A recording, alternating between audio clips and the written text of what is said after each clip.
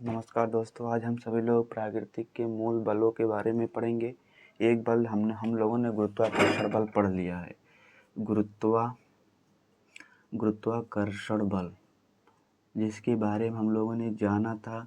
गुरुत्वाकर्षण जो है इसका मान कहीं भी किसी भी स्थान पर नहीं बदलता है। गुरुत्वाकर्षण का मान एक नियतांक होता है, सार्वत्रिक गुरुत्वाकर्षण नियतांक होता है, जो कैपिटल जी से प्रदर्शित कर रहे थे हम लोग।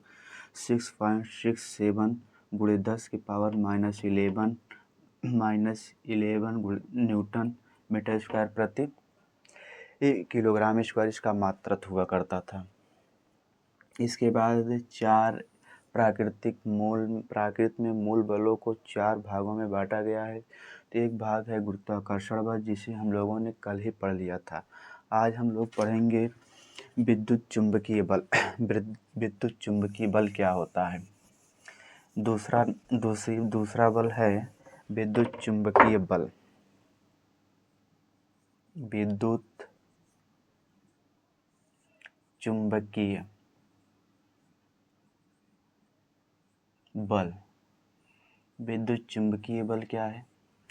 किन्हीं दो आवेशों के बीच लगने वाले आकर्षण या प्रतिकर्षण बल को क्या कहते हैं? विद्युत चुंबकीय बल कहते हैं। मान लेते हैं कोई भी एक आवेश को Q से प्रदर्शित किया जाता है। आवेश क्या होता है? इलेक्ट्रॉनों के प्रवाह की दर को आवेश कहते हैं। तो इसको मान लेते हैं प्लस आवेश है, इसके बीच की दूरी स्मॉल r है, और यहाँ पर एक क्या माइनस आवेश है। विपरीत आवेशों के बीच आकर्षण बल लगता है और समान आवेशों के बीच क्या लगता है? प्रतिकर्षण बल लगता है। मतलब जब ए आवेश प्लस है और ए प्लस है तो ए एक दूसरे को प्रतिकर्षित करेंगे, अर्थात जब समान बल होंगे दोनों एक दूसरे को क्या करेंगे? प्रतिकर्षित करेंगे, एक दूसरे अपने से दूर हटाएंगे। और एक होता है जब एक प्लस हो और एक पर निगेटिव आवेश हो, तो एक दूसरे से क्या करते हैं? प्लस जो भारी होता है अपनी ओर खींच लेता है, जो शक्तिशाली होता है वह अपनी ओर खींच लेता है। तो प्लस आवेश जो है शक्तिशाली होगा, निगेटिव आवेश क्या होगा? कमज़ोर होगा। तो निगेटिव आवेश क्या होगा कि प्लस आवेश के साथ मिल जाएगा। तो यही जो बल लगता है, यही बल क्या है? विद्युत चुंबकीय बल है। तो इसके बारे में पढ़ ले। विद्युत चुंबकीय बल, इस बल को निर्धारित करने के लिए कूलॉम का नियम है। हम लोगों को केवल यहाँ पर पढ़ना है विद्युत चुंबकीय बल क्या होता है, उसकी डिटेल में आगे पढ़ा जाएगा। तो विद्युत चुंबकीय बल किसे कहते हैं? तो आप कहेंगे किन्हीं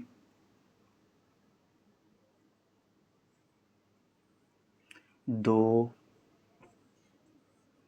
आवेशित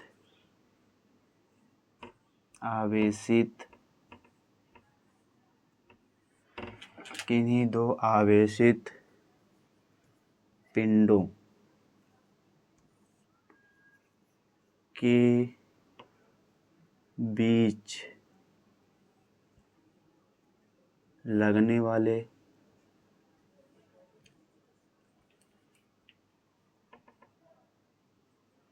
लगने वाले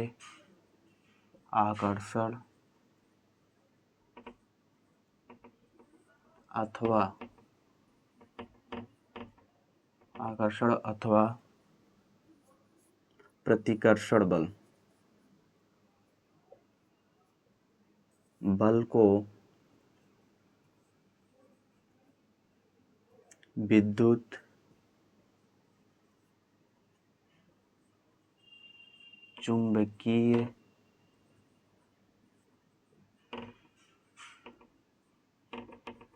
बल कहते हैं।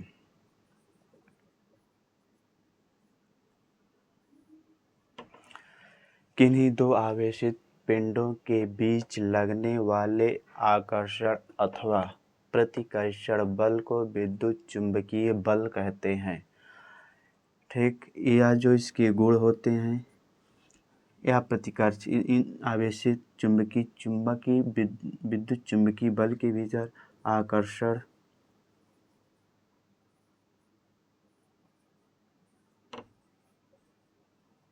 अथवा प्रतिकर्षण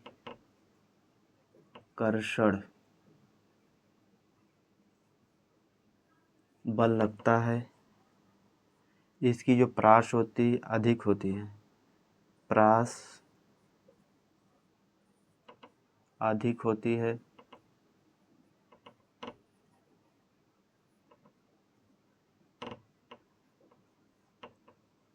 यह कौन सा बल है? यह संरक्षी बल होता है, संरक्षी बल। कौन सा बल होता है? या इसमें कौन सी प्रकृति होती है? चुंबकीय आकर्षण भी होता है, प्रतिकर्षण भी होता है। जब आकर्षण कब होगा? जब आवेश समान होंगे। यहाँ पर लिख लीजिएगा, जब भी आवेश प्लस होगा और ये भी प्लस होगा तो इनके बीच लगने वाला बल कौन सा बल होगा? प्रतिकर्षण बल होगा, प्रतिकर्षण बल।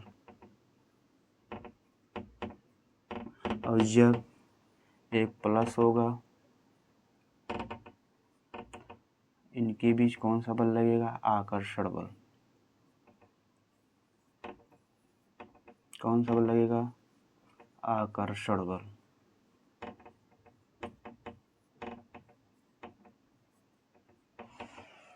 विद्युत चुम्बकीय बल किन्हीं दो आवेशित पिंडों के बीच लगने वाले आकर्षण बल अथवा प्रतिकर्षण बल को विद्युत चुम्बकीय बल कहते हैं। विद्युत चुम्बकीय बल में आकर्षण अथवा प्रतिकर्षण होता है।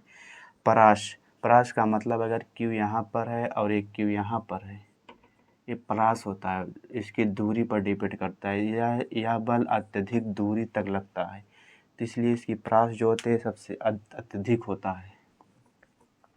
पूछा भी जा सकता है विद्युत चुम्बकीय बल का परास कैसा होता है? तो अत्यधिक अधिक होता है। कौन सी प्रकृति होती है? इसमें दोनों प्रक्रिया होती है, आकर्षण बल भी लगता है, प्रतिकर्षण बल भी लगता है। कौन सा बल है? संरक्षी बल है। बल, संरक्षी बल का मतलब बल का ह्रास नहीं होता है। इसके बाद आगे हम लोग पढ़ेंगे आवेश क्या होता है। आवेश होता है इलेक्ट्रॉनों की प्रवाह की दर को आवेश कहते हैं।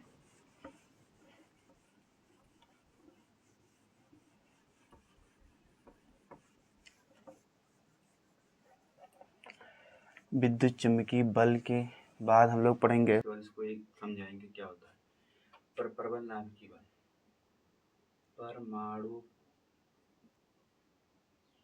में, परमाणु में नहीं, परमाणु के नाभिक,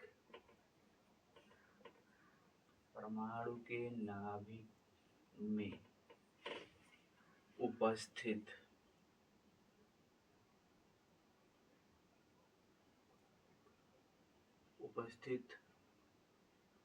प्रोटॉन तथा न्यूट्रॉन के बीच लगने वाले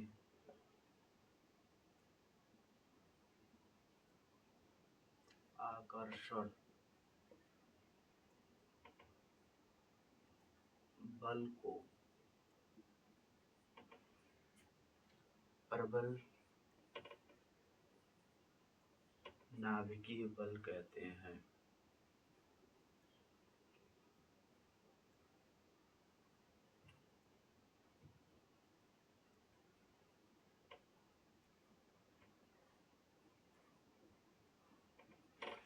परमाणु के नाभिक में उपस्थित प्रोटॉन और न्यूट्रॉन के बीच लगने वाले आकर्षण बल को प्रबल नाभिकीय बल कहते हैं। ठीक, ये क्या होता है? कोई भी परमाणु, कोई भी पदार्थ है वह परमाणुओं से मिलकर के बना होता है। तो परमाणु, मान लीजिए कोई भी पदार्थ है, इसके इस भाग को क्या बोलते हैं? इसके इस भाग को, छोटे से भाग को क्या बोलते हैं? नाभिक बोलते हैं। इसको नाभिक बोलते हैं।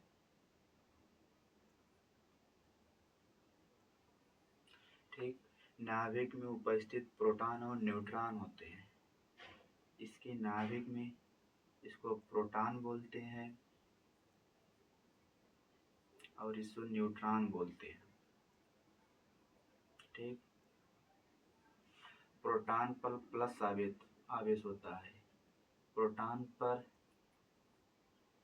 प्लस आवेश और न्यूट्रॉन पर कोई आवेश नहीं होता।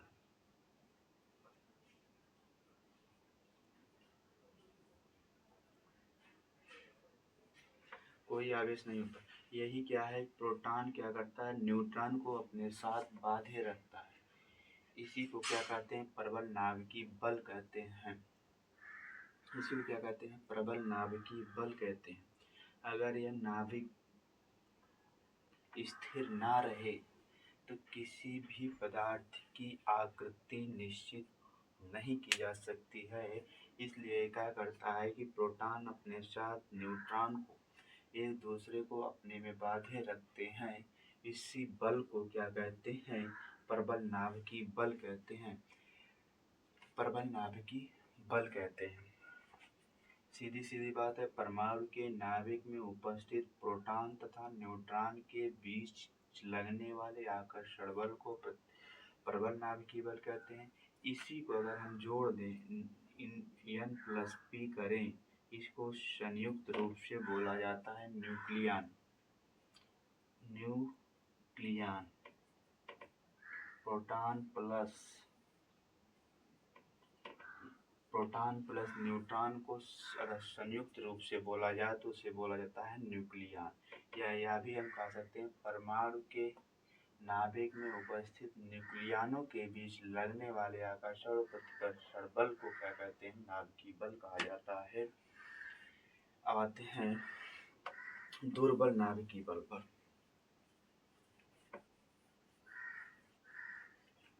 दुर्बल नाभिकीय बल।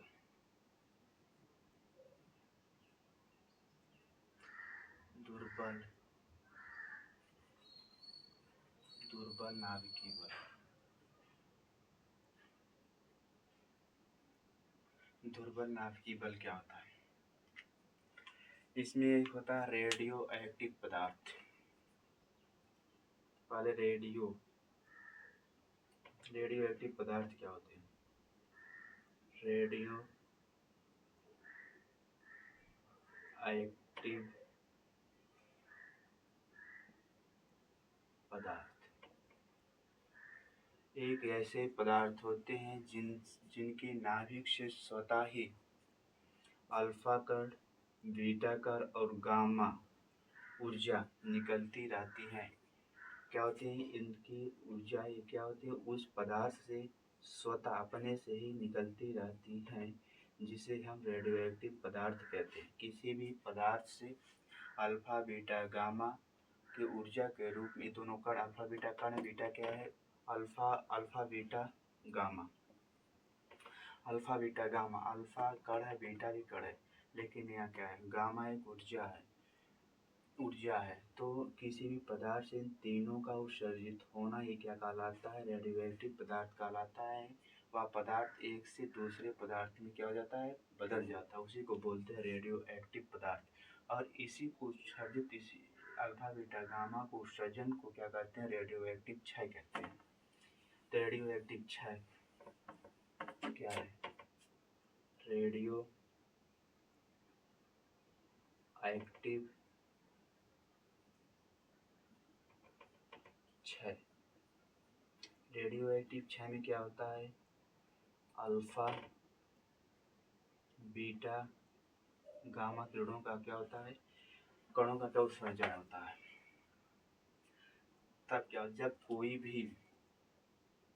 कोई भी न्यूट्रॉन टूटता है तो वह क्या करता है, प्रोटॉन प्लस इलेक्ट्रॉन में बदल जाता है। कोई भी न्यूट्रॉन जब टूटेगा तो अब प्रोटॉन प्लस इलेक्ट्रॉन में चेंज होगा। इसी इलेक्ट्रॉन को क्या बोला जाता है, बीटा कण बोलते हैं। बीटा कण बोला जाता है।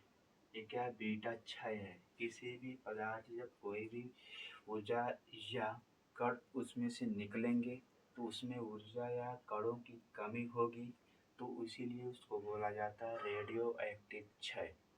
तो बीटा कण अगर इसमें से निकलेगा, न्यूट्रॉन प्लस बीटा इलेक्ट्रॉन निकलेगा तो बीटा कण क्या होगा, क्षय होगा।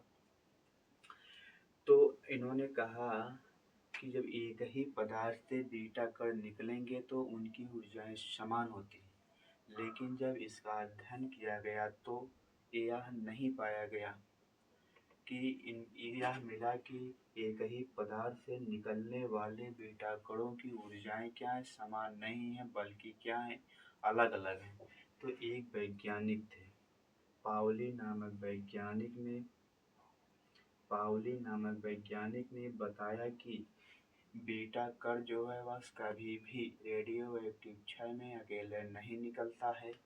बीटा कण क्या करता है, अपने साथ एक न्यूट्रिनो को निकालता है, न्यूट्रिनो, जिसकी वजह से एक ही पदार्थ से निकलने वाली बीटा कणों की ऊर्जाएं क्या होती हैं, समान नहीं होती हैं। तो वही क्या है, बीटा और न्यूट्रिनो, बीटा कण और न्यूट्रिनो के बीच लगने वाले बल को क्या कहा जाता है, दुर्बल नाभिकीय बल कहते हैं। आप इस तरह लिख सकते हैं कि रेडियो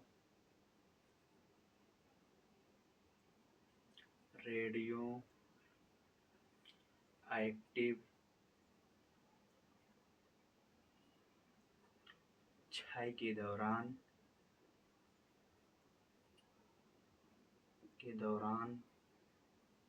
रेडियो एक्टिव क्षय के दौरान बीटा तथा न्यूट्रिनो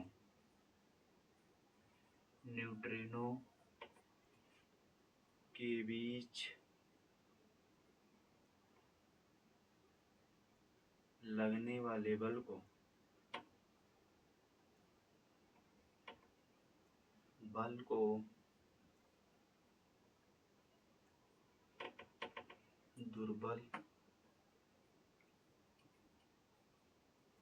दुर्बल नाभिकीय